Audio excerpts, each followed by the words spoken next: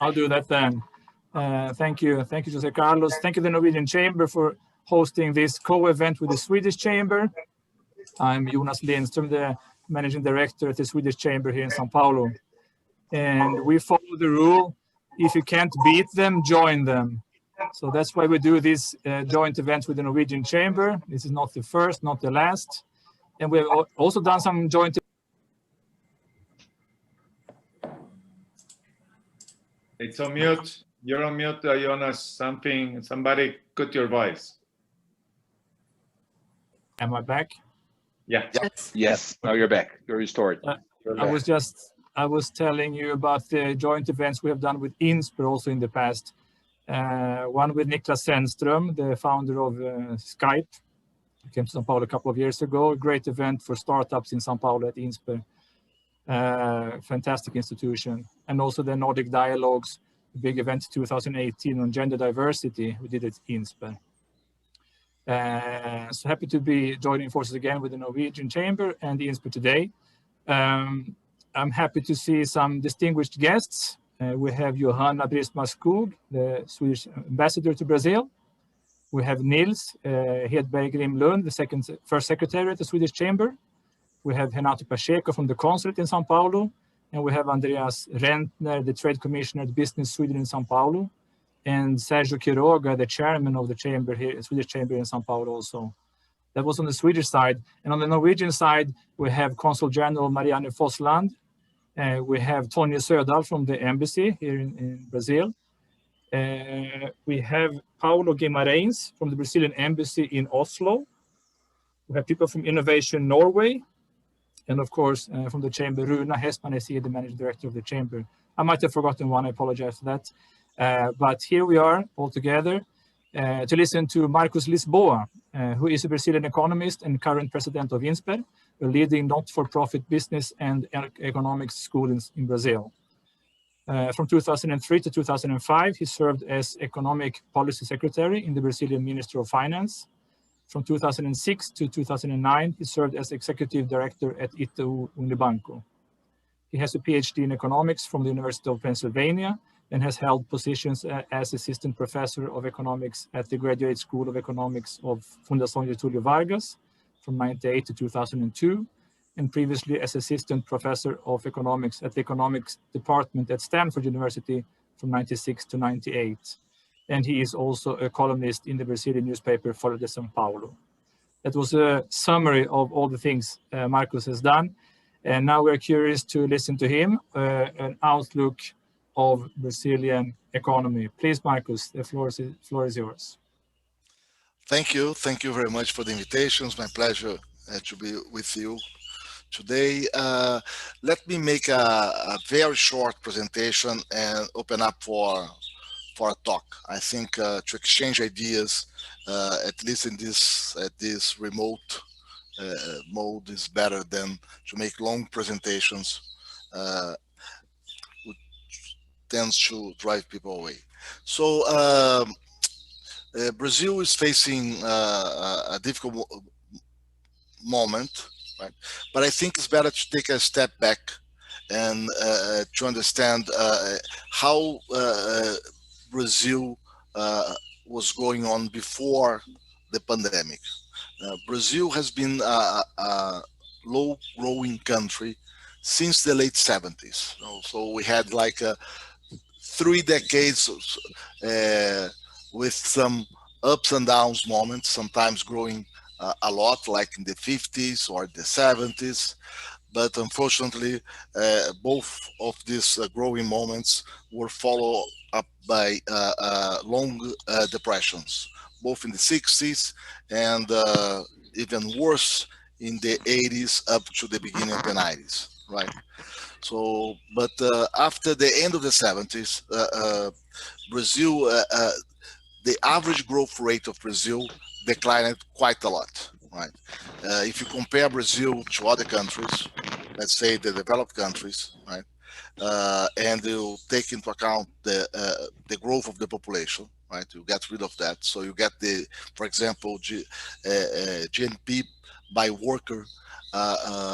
Brazil productivity has been growing less than developed countries since the late 70s. If you compare Brazil to the other emerging markets, for example, since '95, right, emerging markets outside Latin America grew close to 120% between '95 and 2016. The US grew like 49%. OCDE countries 35%, and Brazil only 19%. So we have long-term problems in Brazil that leads to this low growth, and that situation got worse after 2010, 2011, when we started this decline in the growth rate, employment, which led to the recession of 2014, 2015. So what happened? So why Brazil has had such a poor performance for such a long time? Now, I think Brazil has many structural problems. We have a very strange and perverse tax system, and we can talk more about that if you like. We have rules for our tax system that are very, very different from other countries, and the tax system in Brazil induce the choice of worse technology and what we economists call misallocation of capital. So that's part one of the problem. Second, we are a very closed economy. It's very hard to import capital goods, to trade in Brazil, and because of that, the advance of technology in other countries do not reach Brazil as fast as do otherwise. So that's number two of the problem. Number three of the problem, we have a fiscal problem in Brazil, which is quite different from other countries. Usually, people from other countries discuss we have for example, a recession, low inflation, maybe we should have some fiscal stimulus, and that's a usual discussion, for example, during this pandemic or after the crisis of 2008. In Brazil, the discussion is completely different. Why is that? Because Brazil has a particular fiscal system in which almost all of our public expenditures are mandatory. And by mandatory means that the government cannot reduce that even by law, even by changing the constitution. So most of our public expenditures are directed to wages of public servants, pensions, and by the current interpretation of our constitutions, they cannot be reduced in any circumstance. Again, not even by changing the constitution. So since '95, for example, up to today, the tax burden in Brazil has increased from 25% of GDP to 34% of GDP. That's a lot. We have increased the tax burden 9 percentage points of GDP in 25 years. And why is that? Because these mandatory expenses, they have rules, and there are many of them, not a single rule, there are many of them that impose that these mandatory expenses, they have to increase.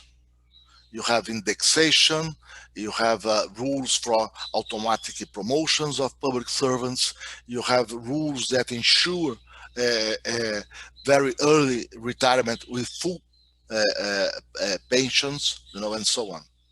So even, for example, in some states in Brazil, even if the governor does not increase the wage of public servants, total payroll will increase 3-4% above inflation, even if the government does nothing.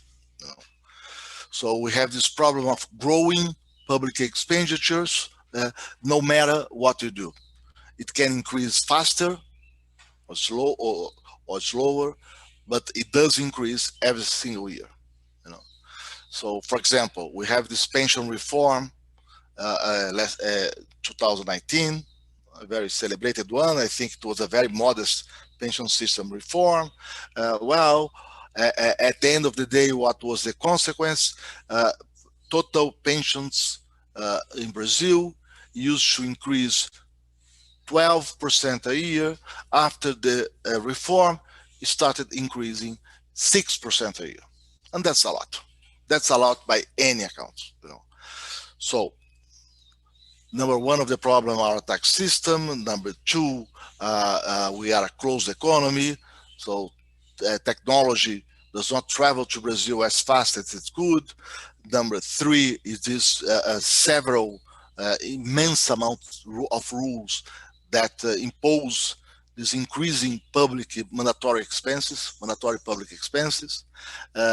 Number four is the low quality of the public expenditures in Brazil. If you compare Brazil to other emerging markets in the last 30 years, you can compare, for example, the expenditures we have in education or in alleviating the poor, and you can compare how effective these expenditures are in Brazil in comparison to other emerging markets.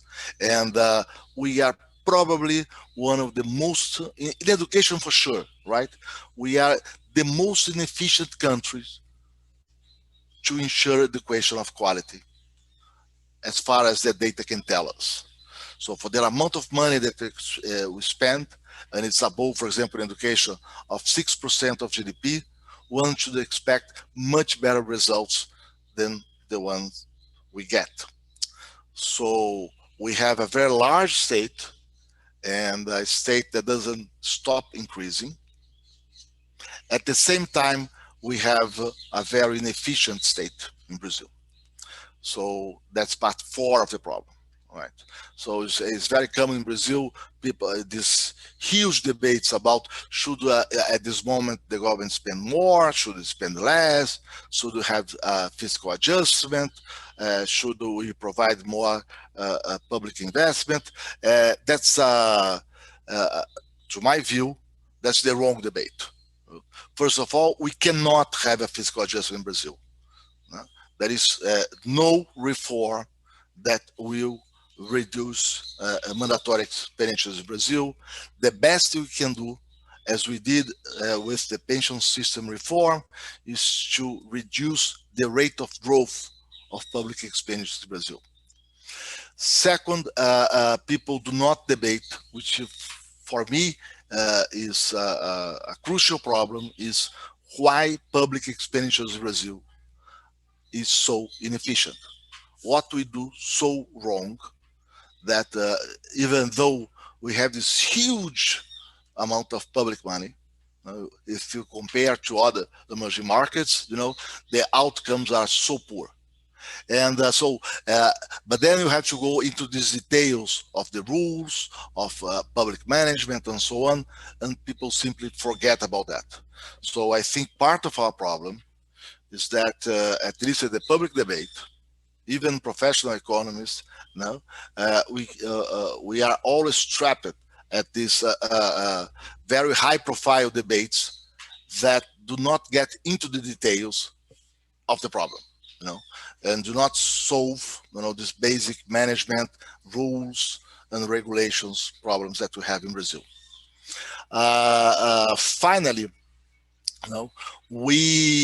we have an additional problem in Brazil, which is actually concerns me a lot because it's increasing in the last decade or so. It was always very worse, but it's increasing. It was always pretty bad, but it's increasing, which is this judicial uncertainty in Brazil, right? So, I mean, you have these impressive numbers of stories of, let's say, concessions, contracts, and suddenly some public authority decides, well, I don't like this contract. It's true, the government set this contract, the company pay out this large amount of money to have, let's say, this concession of a road. Well, I think it's too much. So let's change that. Company, you are out of here. And surprisingly, the judicial system in Brazil allows that.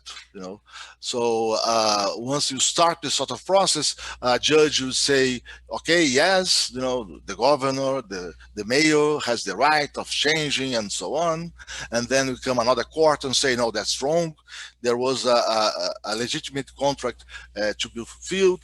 And then another one will say, well, I don't think so. And that can take for years, sometimes decades.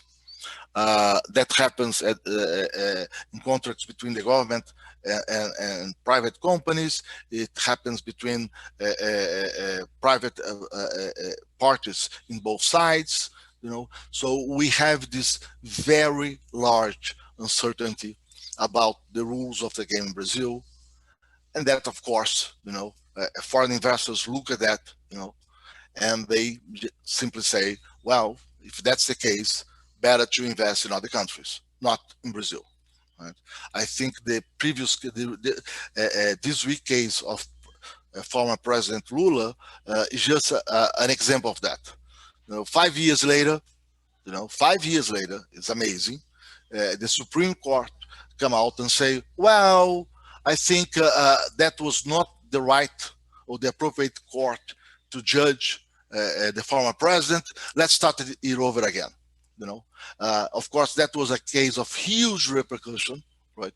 But people who lives in Brazil and know the details of the tax system, of concessions, of real economy, we know that that's the everyday life in Brazil. We are subject to this sort of arbitrarieties all the time, and that hurts private investment. So we, at the end of the day, we engaged in a adverse selection mode, where some of the investment that decide to come to Brazil decided not to, by the good reasons, because it's a growing country, have a lot of opportunities, but because they think they can, try to have some benefit from the arbitrage of this strange system. And we saw that a lot in the last decade. So I think these are the structural problems in Brazil. Now, coming up to the last 3 years, what did we have? At Temer's administration, after 2016, let's just remember, we were in this huge recession before of that. President Temer and his team managed to stop that huge recession, by changing economic policy. So you have some reforms that try to stop, this increasing public expenditures, right? And also, I mean, let's be fair with the previous government. I mean, they did a lot of reforms to reduce cross-subsidization, to improve the business environment in Brazil. So, and then as a result of that, you stopped at this huge recession, and at least we got some stagnation, right? I mean, it's better to have a stagnation than a recession, right? And then came the new government, and it was a sort of schizophrenic beginning, right? Because at one hand, you have the president with a long speech of intervention, nationalism, against private sector and so on. And you have an economic team that, at least at the surface, would say that they are liberal, right? Let's have some privatizations, let's open an economy, let's reduce all these constraints in the public spending. However, when you look at the measures, and you look at the details, because I mean, in Brazil, what you see is not what you get, right? So you do not have to look at the measures by what they say they will do, right? You have to read the measures. You have to understand the details. And surprisingly for me, people do not do that. People just buy what the main message is. It's surprising because I see a lot of friends, good friends of mine. They are responsible for huge business. They are very careful about what they do and every contract they sign, or if this or about any investment decision they make. Right? They are very careful about that. They look at the fine details. When it comes to public policy, however, they buy the speech.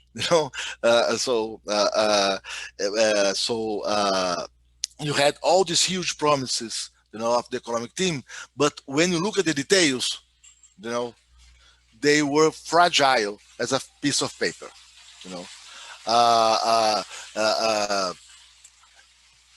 The numbers about privatization were simply wrong. The numbers about zeroing the public deficit the first year of the government were simply wrong. And most of the measures that were proposed at the Congress, either at the lower house or at the upper house, they promise a lot and then deliver a little, right? And what happened was, even though a lot of people bought the basic speech at the beginning, the real economy suffered in 2019 and 2020. And we saw that as the economic outcome of the pandemics. If you look, for example, at the exchange rate, and the exchange rate is a good number to look because the exchange rate reflects, trade and how well are your commodities or the products you export, but also and mostly reflects how people like to believe in the country, right? I mean, the capital account in the exchange rate dominates the number. So, and that was true in the last 2 years, right?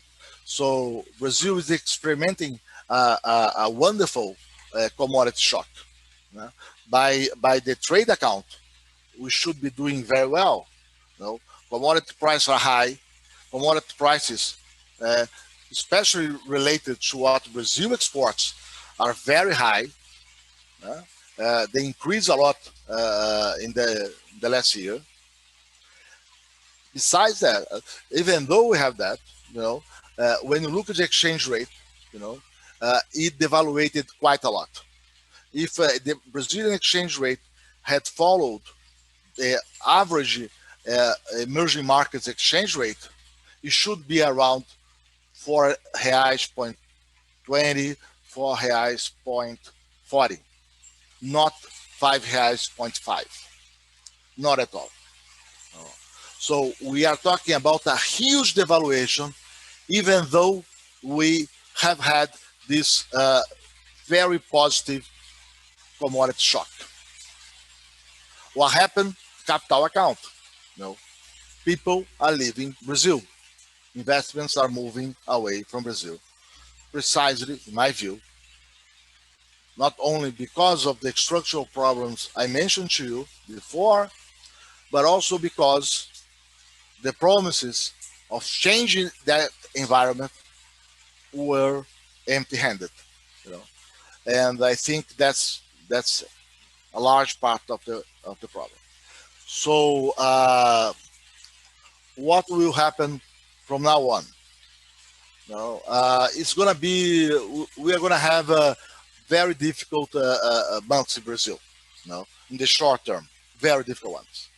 We have an inflation problem, so central banks should increase interest rates in Brazil.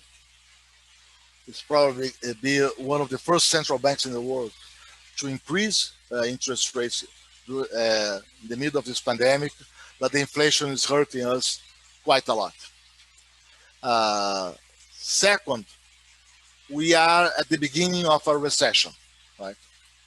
So Brazil did not suffer so much last year, the activity level. However, we paid a huge price for that. The huge price was a lot of public expenditure ill directional. Right? So we spent, for example, much more helping the states and the counties than the revenue they lost due to the recession. Much more. A lot of states and counties, they did accumulate cash during the pandemic. Amazing, right? So, the federal government did not ask for any structural reform. Just to give you a number, since 82 to last year, you know, the federal government has had to help states 38 times, providing money because they, you know, got themselves into a cash problem, a structural cash problem. So instead of saying last year, governors, we will help you to go through this pandemic. However, you have to make these structural reforms. It's not possible for your public expenditures with public servants increase so much every year. It's not possible for them to retire so early.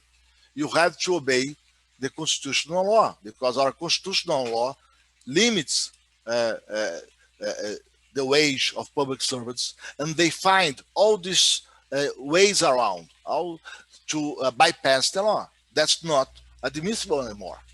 It's not possible for a public servant to retire at 50 years of age. You have to make a reform, and a serious one, a deep one. Well, that did not happen. The federal government just gave them the money without any reform. So the pandemic cost us a lot, you know. We probably, during the pandemic, we had close to 20 million families with problems, I mean, poor families, really poor families. And we provide heads of families, right? So close to 20 million heads of families. And we provide money for almost 70 million heads of families. So something is very wrong. You know, that was a very ill directed problem. There was simply no effort to really provide the money for those who need it. Right? Well, that's another story of of a public expenditure, a very ineffective public expenditure. So even though we suffered less at the pandemic last year than expected, we paid a huge price for that. And well, it comes a time that you have to pay the price. So we should have probably a stagnation or a small recession this semester. We have an inflation problem, and we have to increase. Central bank will have to increase interest rates. You know? And the government was unable to provide the health conditions for the population, you know? And we all see the numbers. You know? So unfortunately, the numbers of deaths in Brazil are increasing every day almost. We are reaching 2,300 deaths. The numbers may increase in the last days, maybe weeks. We have shortage of space in the hospitals, and people are dying. So, and if you ask what the federal government did to deal with the pandemic, that's going to be a very good question. I mean, if you ask about what actions did you take to help the population to buy vaccines, and there was almost nothing. There was this impressive amount of money that was actually decided by the Congress out of the blue, and that is it. So it's not a. Actually, it's not a very good day to talk to a Brazilian, right? And certainly not to talk to me, right? At least if you like some, good news. I'm afraid I have none. But I talk too much. Let's open for a conversation. I'd like to hear from you. Okay, thank you, Marcus. To say that we have some challenges ahead would be today's understatement. I guess you are on mute. Okay. Can you hear me now? No. Yes. No? Okay. Now? I can hear you. I can hear. I can hear you also. Okay. Can you hear me, Marcus? No? What about me? Can you hear me? Yeah, we So hear. I will read the question. I think that Marcos doesn't hear you. Everybody. Here.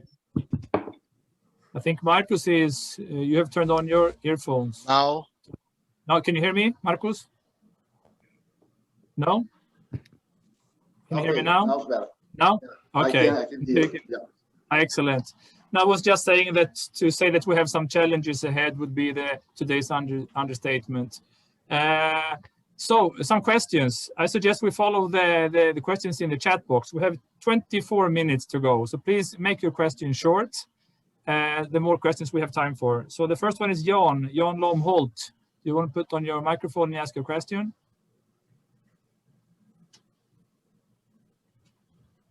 Hello, can you hear me? Yes. Yes. Yep. Yeah, okay. I have two questions. The first question is about the energy sector, the oil and gas. We see after 4 years where it has gone down because of different reasons, we now see huge investments in the field. We see a lot of platforms coming to Brazil. We see production can raise to maybe 40, 50, 60% in the midterm and even more in the longer term. How do you see this impacting the economy in Brazil? So that was the first question. Okay, that's a huge opportunity for Brazil. Huge opportunity, right? The problem is the uncertainty about the regulation in Brazil.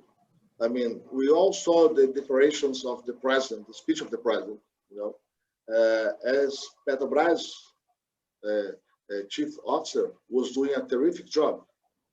And that created a lot of uncertainty. How can you trust that the government will let the companies do what they are supposed to do? And furthermore, we did not see any effort of the current administration to empower again the regulatory agencies. We did not see that in any sector.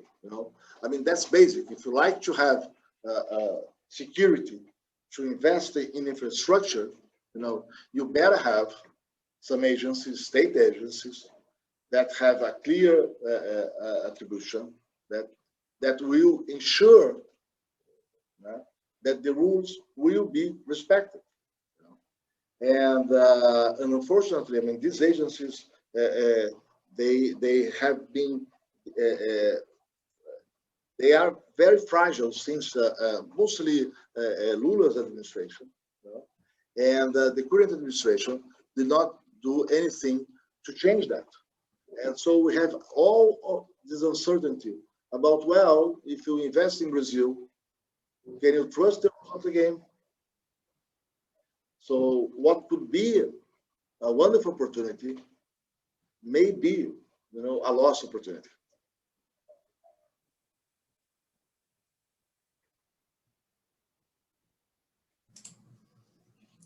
Next question. Okay. I think it's Edison Kubo. My question, Marcos, is quite straightforward. You mentioned about the big problem we have in Brazil. So as we don't have hope in the short term, would you like to ask you, is there any candidate who could solve these structural problems that you mentioned for the next presidential election?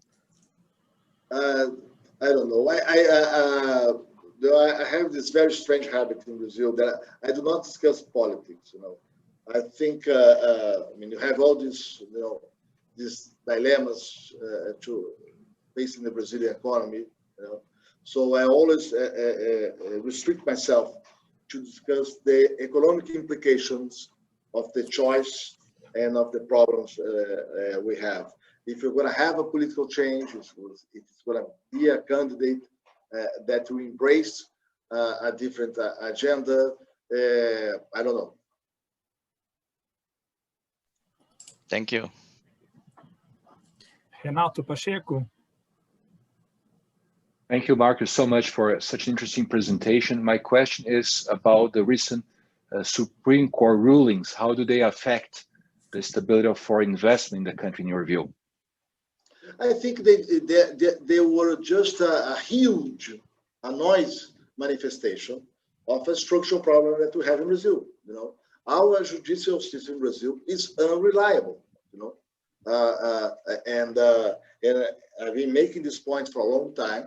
You know, and it's important to make this point because that's going to change. You know, it's not acceptable to have all this uncertainty about judicial decisions. You have sometimes a perfect contract. You know, there was a public offering. You know, some private company, you know, got the concession of that road for I don't know 20 years. There are prices, there are rules of changing this price, and then suddenly a mayor, a governor say, "Well, I don't like that." I mean, the judicial system cannot, you know, convalidate that, and even worse, it cannot keep changing their minds every 2 or 3 years, and that happens in this case.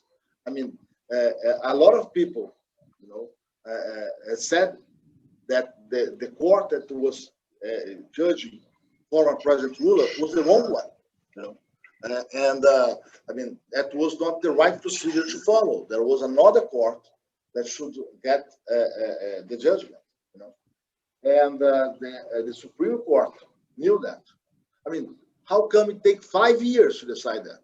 5 years, you know, and you see in other decisions, you know, when can a person be arrested? Well, the Supreme Court said at the beginning, well, you have to wait for the last resource. And then it changed. No, wait a minute, that's too much. Let's wait just for, you know, not the last resource. And then they say, no, we were wrong. Let's change it again. You know, there are some laws approved by the Congress that the Supreme Court said, no, this law is not good. Then 5 years later, they come and say, no, do you know about that law? We're wrong. That's a good law. I mean, how come? That's not the rule of law. You know? And I think, in my view, that is one of the most serious problems that the country is facing right now. Thank you so much. Next question is from Sandra Paulson.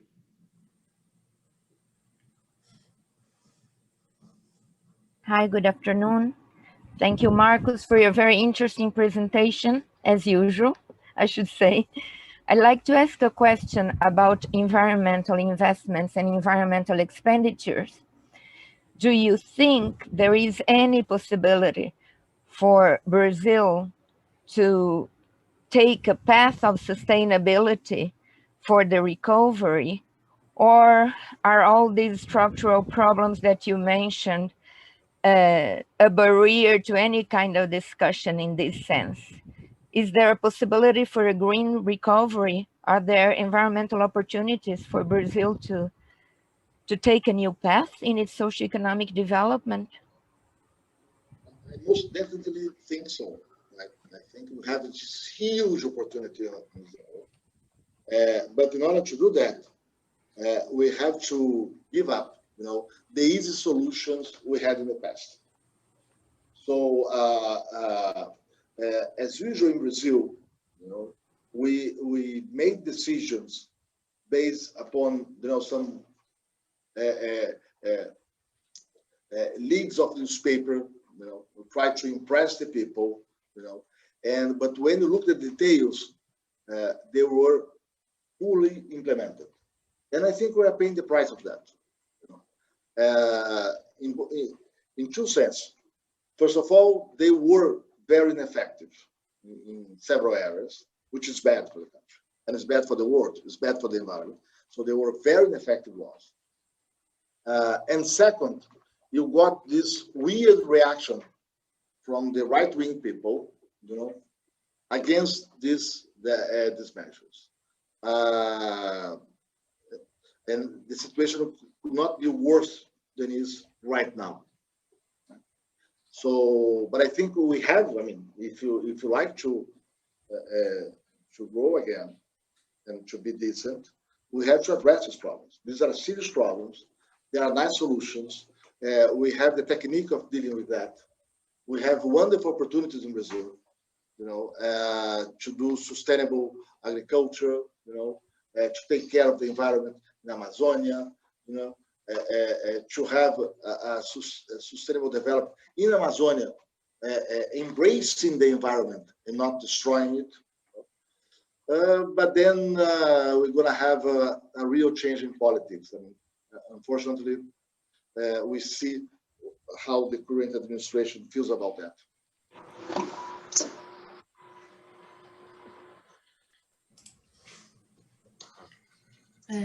Next on the list is Andreas. Yes, thank you, Marcus. Andreas here from the Trade Council.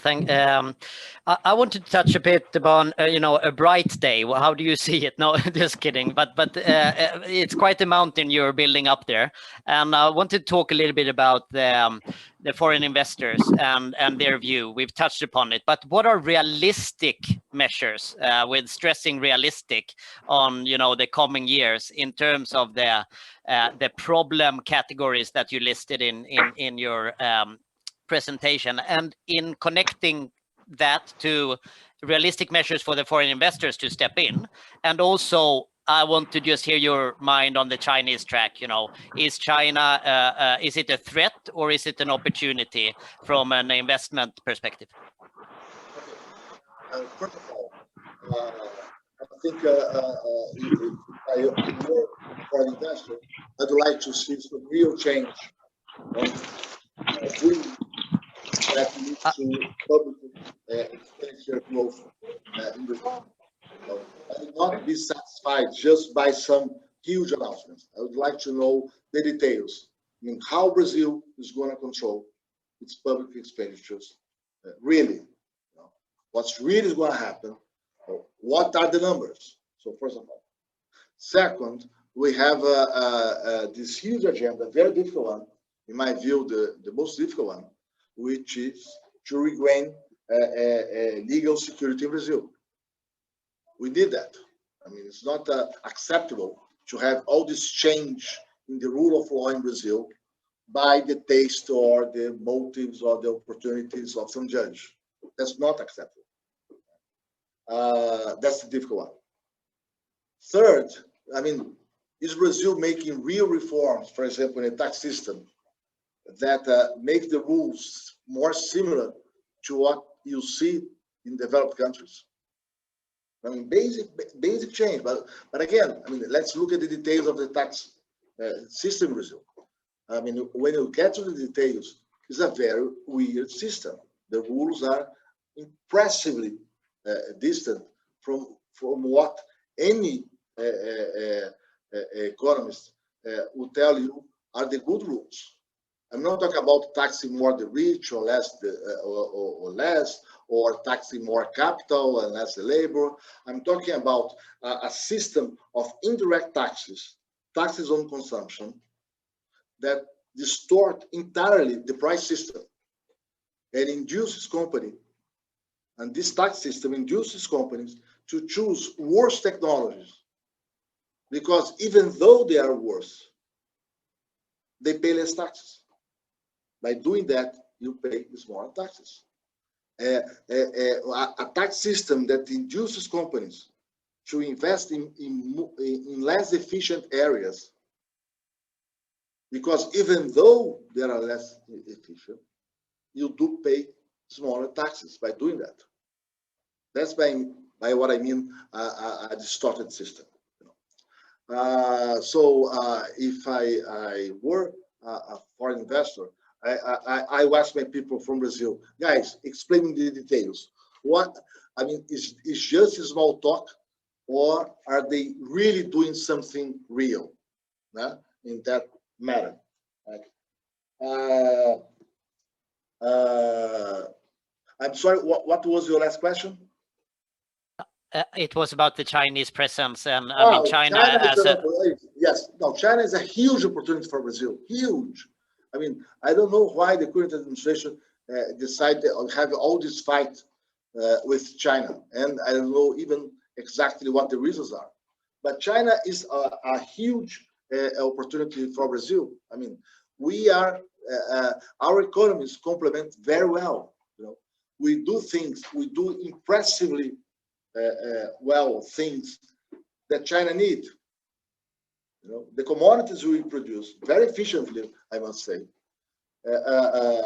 are what China needs, and China produces a lot of the things Brazil needs. So China for us is a huge opportunity. Unfortunately, and I really don't understand the reason, except by some political reason. Brazil, I mean, I think most countries are like that, but Brazil particularly is like that. That the administration usually they do not really mean what they say. The people at the administration, they don't. I mean, it's just to talk to the small audience they have. You know, it's not really because they have a problem with China or whatever. It's just because they have this audience, the local audience, and they have to calm their spirits, and they, you know, say the things, the unbelievable things they say, but that has consequence on international relations. You know, this small talk, even though it's to calm your neighbor or to make a small talk, you know, to people inside the country, they do have consequence, and we are suffering this consequence. So, but again, coming back, if you look at the fundamentals, China is a wonderful opportunity to Brazil. We have this impressive economic match with South Asia in general, and I hope we don't lose that. We have more questions than time available, so unfortunately we won't be able to go through all of them. I'm going to pass to Jose Elias now, the last question. Hi, Marcos. Thank you again for having the time with us, and I'll say my final words after the question. What are the positive forces playing Brazil right now? So what can make a difference? I mean, I'm sure we here, congregating here, we make a difference, but what can be decisively positive for Brazil moving forward? Well, that's a good question. You know, I think if something good came out this huge crisis, this combination of economic crisis, pandemics, and political crisis, I hope, and it's really a hope, right, that first people understand the value of science. That'd be huge. You know, I mean, there is the good political fight. You know, some people like to have a larger welfare state. Some people like to have less welfare state because they fear it may hurt growth in a poor country like Brazil. And some people would like to have more regulations in some areas. Some people are afraid that the regulations will be ill-devised. That's a fair debate, and that's a political debate. You know, these are the choices society makes. Oh, maybe I like to have more tax, a more progressive tax system, even though that may hurt growth, but I favor redistribution more than growth. That's a fair political discussion. And I think that's not the talk of economists, right? We should not get into that. That society making its choice. That's what I mean by the political arena. Now, given the choices society made, more progressive tax system, less progressive one, a more open economy, a more closed economy, then comes science. What is the best way to implement these measures? If I like to have, for example, a more extensive transfer of income program, you know, what is the most efficient way of getting the money to the right people? And that's science. I mean, if I like to have a better education, given the amount of money I have, how can I improve the management of school? And we do have tons of research on that. I mean, there is an impressive amount of research with control groups, you know, small variations of design and simplification. So science is there to help us. So first of all, I hope that people start valuing more science. And we start taking more seriously this discussion of how to implement public policy, regulations, social policies. I mean, it's not fair to Brazil to have this huge amount of money taken by the state in a poor country like ours. And they use is such misguided to its objective. We provide all this money, and the money disappears in the middle of the bureaucracy. It doesn't reach the people who need it. So I hope science will be more valuable and more appreciated. And again, I mean, we saw what was the speech of the current administration about the pandemic. I mean, we saw some incredible statements that were made, and people are dying. So I hope the ones who survive will say, I mean, that's not the way. So my first hope is that people value more science. And again, I'm not saying that science should direct the politics. It's the opposite. I hope I made myself very clear. Politics and social choice directs the way, but science implements the way. Which in Brazil, people discuss very little about that. It's surprising. And that's the job of the technical people. Unfortunately, they are discussing politics and not the implementation. We should leave politics to politicians, to society, and we should take care of our job. And second, one thing that became very clear, I think, during this crisis, more clear, was one point that some people, myself included, have been discussing a lot in Brazil, is how impressively large is the rent-seeking problem in Brazil. I mean, part of the tax system is plain incompetence and ill-devised system, but part of our tax system problems is because, I mean, we as a society believe that it's the role of the government to provide benefits through the tax system. So you have the producers of some capital goods, they cannot compete against the Germans, so let's provide them some subsidies through the tax system. You know? And you have this impressive amount of distortions. I mean, just to give an example, I mean, you look at state taxes, you know, you have hundreds of products that have different tax treatments. I mean, why? I have no idea. Horses, why horses? Airplanes, you know, onions, God knows what, you know. And because you have this state in Brazil that is captured by small interests. You know, and that leads to the distortion of the tax system on trade and so on. And I think people are starting to realize that. So if I like to see a better future in Brazil, I see a future where we say, okay, let's make an agreement, you know, of changing the country slowly, going to a more Republican state where we treat people equally, no distortions, no sector is better than other sector in general. You know, if you like to have an exception, it has to come through the budget with transparency. You know, and public policy should take care of the poor. And the goal of education is to educate the children, not to provide money for the unions. And we're going to have clear targets of improving the children's education. That should be our goal. Right? And the goal of public policy should be the people, not the state itself. I think that would be a bright day.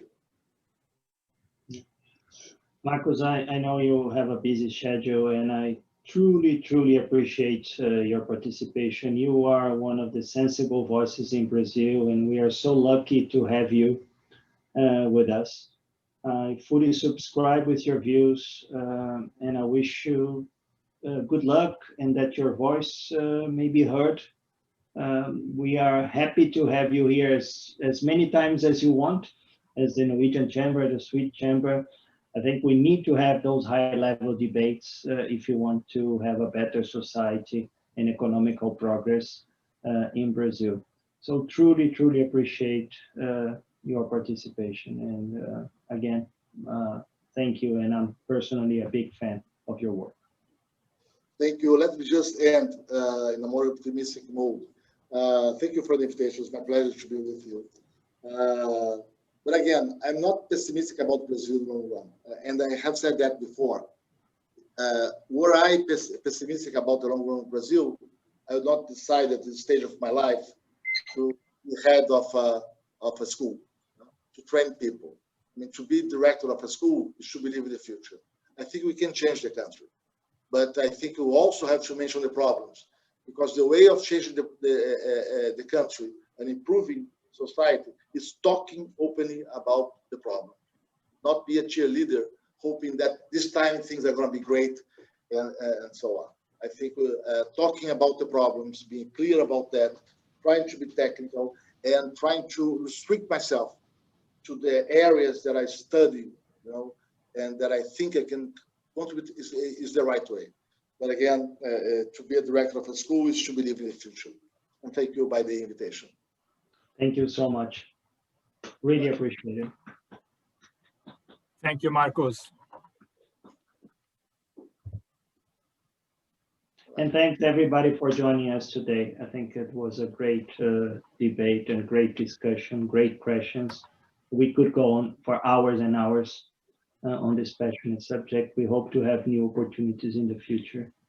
And I wish everybody to be safe, and I want everybody to follow the health guidelines and do your best to disseminate the positive messages and to disseminate the safety messages that this is a moment of union in Brazil. We need to be united as citizens, as people living in Brazil. We need to protect the ones that are more vulnerable and are affected by sometimes by the ignorance and misinformation that is plaguing Brazil right now. But we'll go through that, and I hope to see you soon in the next events, and hopefully talking about more optimistic views and opportunities for all of us. So stay healthy, stay safe. Thank you very much.